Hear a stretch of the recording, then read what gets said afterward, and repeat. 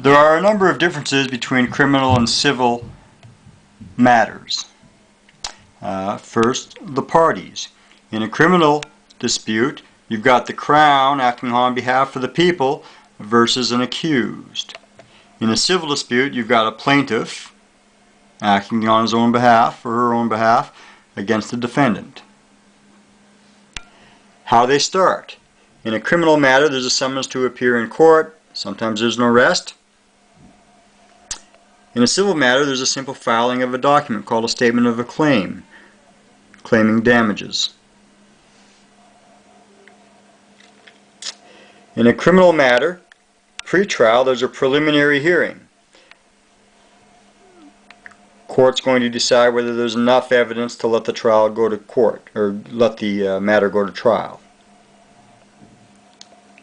In a civil matter, there's discovery, where the parties get to interview one another on the record to ask questions to see whether it's worth going to trial. Our guest speakers in the class will discuss strategies used in those discoveries and how decisions are made afterwards based on what came out of discovery and how the client responded under examination, because those can affect whether you want to go to trial. Burden of proof. In a criminal case, the Crown has to prove the matter beyond a reasonable doubt. In a civil case, the plaintiff merely has to prove the matter on the balance of probabilities. In other words, it's more likely than not that the defendant did it. You may recall the famous O.J. Simpson trial in the United States, or trials.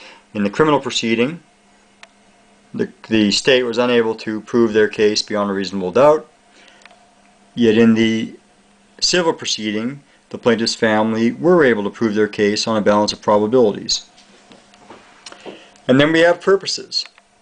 In the criminal matters, the purposes are to punish and deter behavior and to protect the public.